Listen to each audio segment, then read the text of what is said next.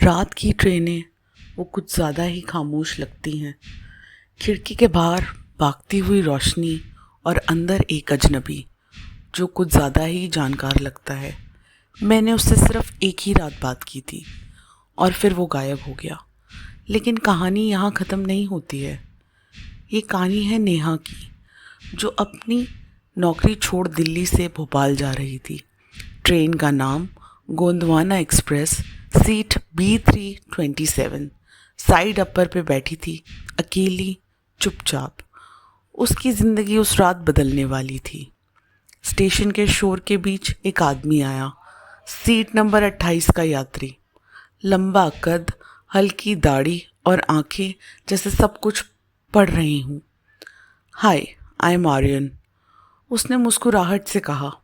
नेहा मुस्कुराई, लेकिन दिल में कुछ अजीब सा महसूस कर रही थी। आर्यन की आवाज़ में कुछ था, ठहराव लेकिन खिंचाव भी।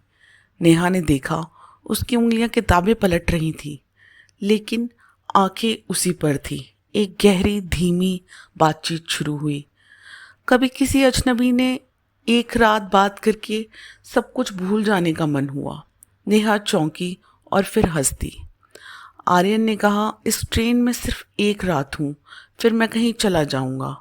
उसकी बात में कोई प्यास थी, जैसे किसी पुराने वक्त की याद या कोई अधूरी सी बात।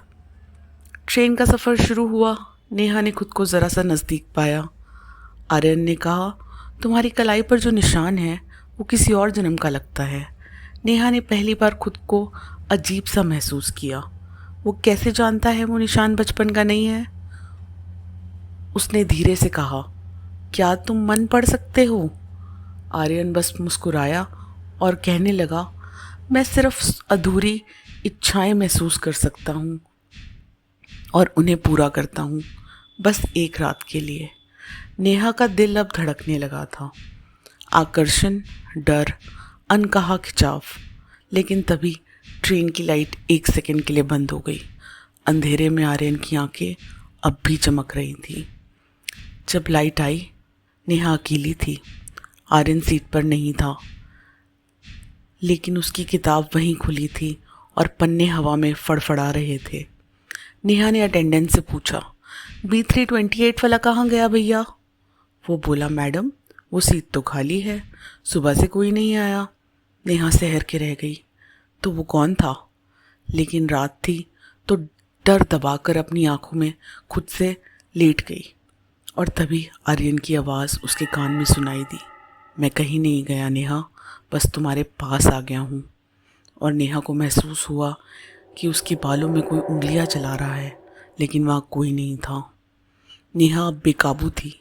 वो चीखना चाहती थी, लेकिन आवाज़ नहीं निकल रही थी। आर्यन फिर से सामने आया, लेकिन अब उसने कपड़े पुराने पहने थे, जैसे ब्रिटिश के टाइम के। सफ़ेद सूट, लेकिन उसकी गर्दन पे फांसी का काला निशान था। मैं हर तीसरे शुक्रवार इस ट्रेन में आता हूँ नेहा, क्योंकि मेरी आखिरी इच्छा आज भी अधूरी है। मैंने किसी और की मंगेतर को उस रात छुआ था और उन्होंने मुझे उसी ट्रेन में फांसी दे दी। नेहा कांप रही थी। तो तुम मर चुके हो? आर्यन मुस्कुराया। हाँ, लेकिन इच्छाएं नहीं मरती और तुम मेरी अधूरी इच्छा हो।